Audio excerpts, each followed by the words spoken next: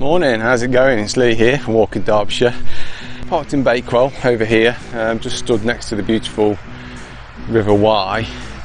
And I've not really thought about this walk much, to be honest. It's going to be a bit impromptu following the map, but I think as a rough idea, I'm going to head up over the fields here to Homebank Shirt Mine, carry on up through to the Monsal Trail, and then go along the Monsal Trail, get to Cressbrook, Litton Mill.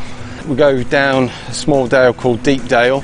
After that we're going to go over to Magpie Mine actually, drop down to there. So from Magpie Mine then we're going to go over to Over Haddon and then back to Bakewell. So that's roughly the route that I've just had a look at in the car. So yeah, let's crack on. It's an absolutely gorgeous day.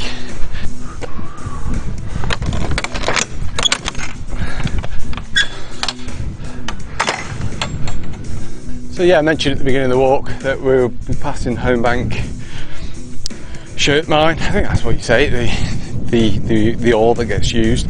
But it's actually over here, just over this mound. I think it was a quarry as well as a mine. I think it went back as early as the 17th century. Been exploring quite a few mines around the Peak District, Derbyshire recently.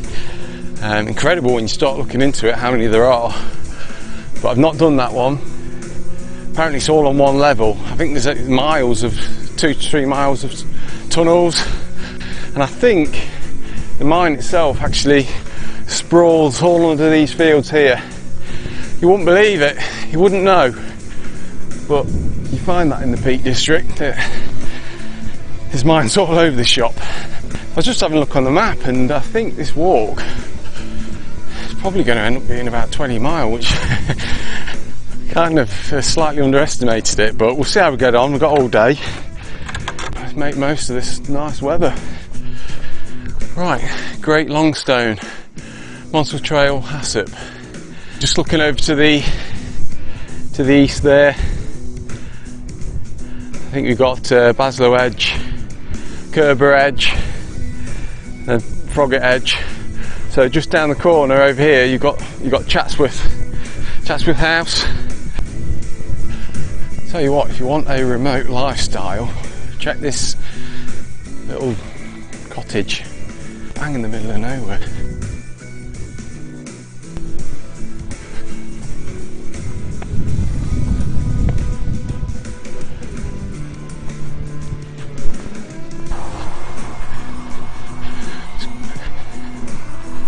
If you carry on up this road straight, you get to Hassop. You've got Hassop Station, which was built by the Duke of Devonshire, I think, for Chatsworth. I know he was opposed to the railway line, so he didn't want it going through the grounds, and then changed his mind later on and then decided to build a station, but wasn't very successful. It's a bit remote. So yeah, it's recent, well I say recently, a few years ago got restored, and now it's a nice shop, nice tea room. We'll not see that today because we've come a little bit further along, cut the corner off.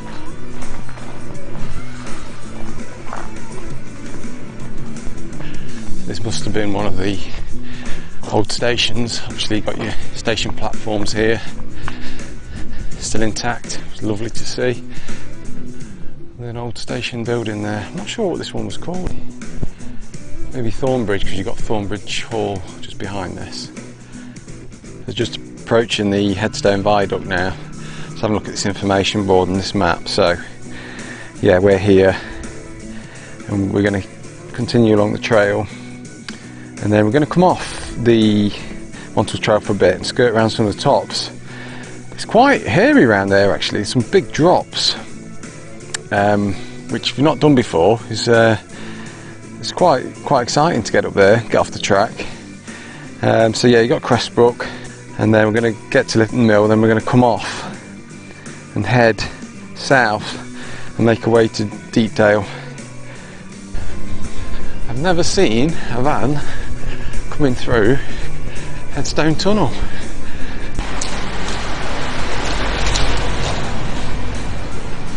Definitely got busier now. Headstone Viaduct. Stunning view from Monsal Head, which is just behind me to the right, which looks all over the dale. Got quite a nice view from down here too. across the Headstone Viaduct. River Wye goes underneath it, and at this point the river kind of meanders in and out, and this trail pretty much follows it all the way now. I think the River Wye starts at Buxton, correct me if I'm wrong. So just walking along another platform here. So just left the Monsal Trail, and you just see the tops of Cressbrook Mill there. Just been reading the information board. More influence from Richard Arkwright with his invention of the revolutionised the water wheel, amongst other things. But yeah, what an impressive place. So we're not going to drop down there, we're just going to skirt along this path, and then it forks off right and left, and we're going to go left and climb up and skirt around the top of the dale. I tell you what, it's got bloody hot now.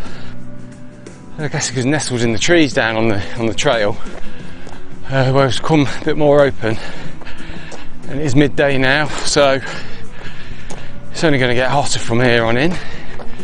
Half house, half castle. There you go. You don't see that every day. Someone's obviously feeling romantic down there. There's a heart been mowed out in the lawn.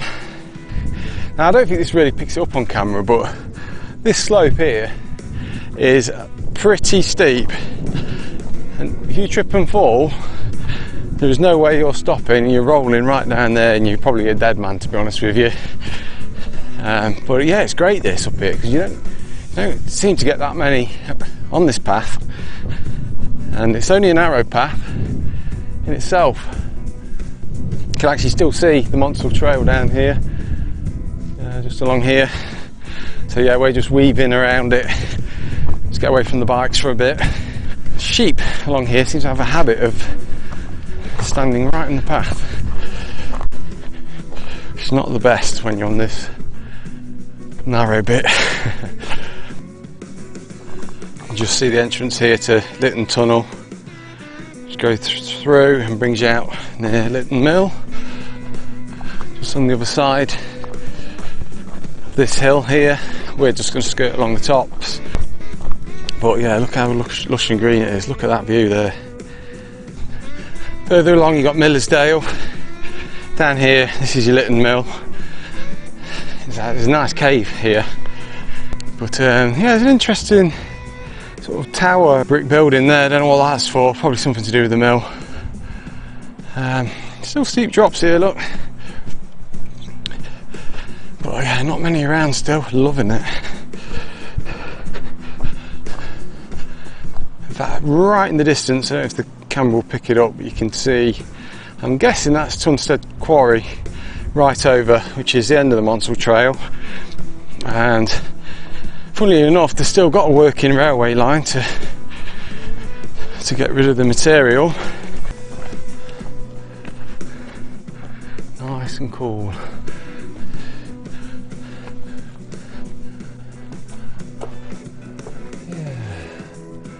Well, I have, as always, got my head torch in the bag, so I'm going to pop in there. I don't know, it doesn't look like it goes too far, but I may as well have a look while we're here. Just grab my sandwich first.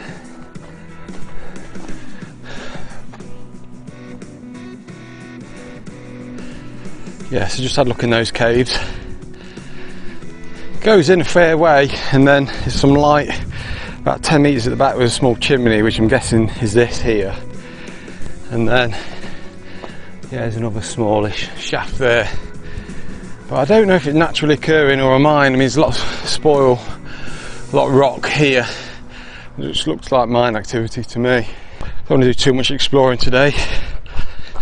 Having bloody 20 miles to do. One for another day. Let's get back on the route. Get back to the caves. Right, so we are leaving the Monsal Trail. That continues on. We've come off. We're going to go cut through here, and we've got information board and hopefully we'll see all this wildlife. Nearly at the top of this hill. What was I saying about my fitness? Shot. Man. So we've got a bit of a climb. Should have got the camera out early actually, because absolutely gorgeous. There's a chap flying a drone overhead here. Coming up here on his bike. Not it's just the heat. Heat's not helping. Yeah, this is interesting up here. Lots of hillocks. Again, look man-made to me. These dips in the ground here and here must be old mine shafts.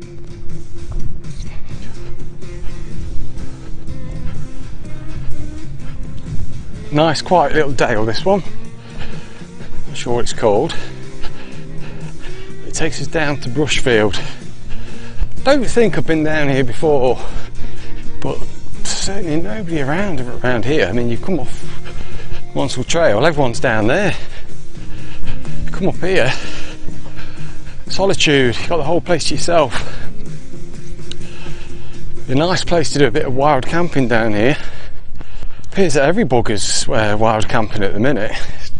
During this lockdown phase, it's just exploded. We're just dropping down to the A6 here. Let's take left, get to that Brushfield. There's a path that leads from Brushfield back down to sort of into the valley, and then we should join Deepdale just further around. Hopefully not on this A6 too long. It doesn't look like it looking at the map. So yeah, good to be in shade. I don't know if this is a path. It looks like potentially one on the map. I think this gets you to Brushfield. Cutting up this wood here. The path has almost disappeared. A few nettle stings on the way up. Heading in the right direction. I think. Yeah, here we go. So it was a path. Back on the road.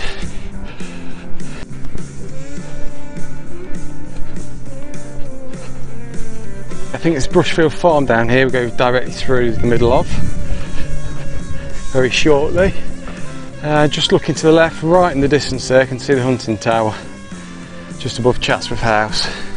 Tell you what, it's like a bloody ghost town around here.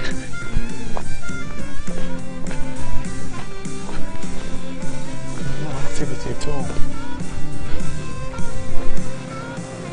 So I've been coming through this wood for fair way now. Basically just drops all the way down from the farm. It is beautiful. I think you've got the River Wye just down here to my left, and then the A6, which I believe we're crossing the A6. We're going to get into that Deepdale Nature Reserve finally. But what's the time? It's 2:15. I think there's still a fair way to go, yeah.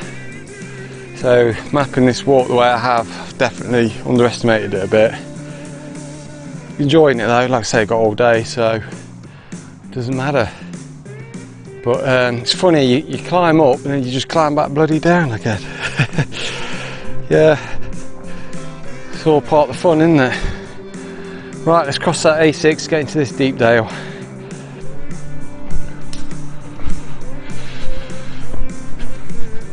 Oh yeah.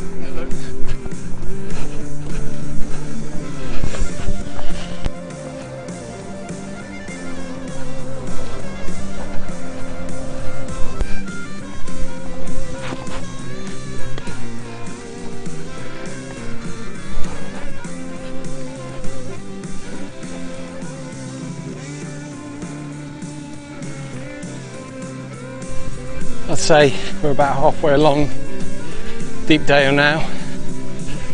Not as well known, this one either, as some of your more popular dales. So there is some beautiful wildflowers down here. Seen some lovely wildlife. But I tell you what, it's bloody sweltering. I think it's a bit of a sun trap down here. There was a bit of a breeze earlier, and I think it's about 27 degrees. And I bought 2.5 litres of water, and I'd say I've got about 300 ml left. and probably got about 8 miles to go. So I know we're going to Over Haddon, so I'll drop into the pub there, just get a lemonade or something, because certainly going to need topping up. Bit of interesting equipment here. It's relatively modern. Looks like there must have been a bit of a mine shaft there. I'm guessing this is something to do with the lead mining that took part down this steep dale at one time.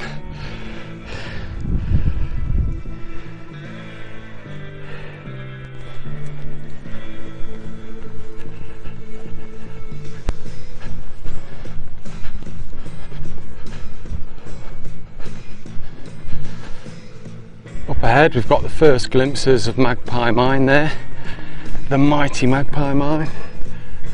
So over to the left, just over the hill, we've got Sheldon.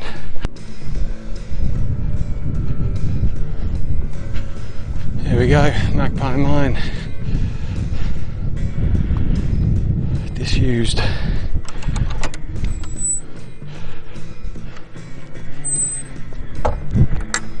Just dropping down to sort of a dip in the valley, and then I'll just spin round for you.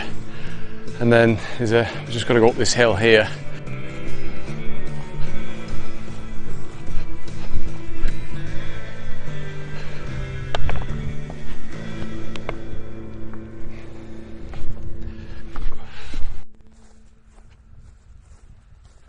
This is probably going to be my last video, or my last take, because battery is getting dangerously low now. Yeah, it's a great walk this, such variety as there always is in the Peak District. And if you want something a bit longer, a bit more challenging, or something that's a little bit different, some of the less worn paths, then yeah, try this one out.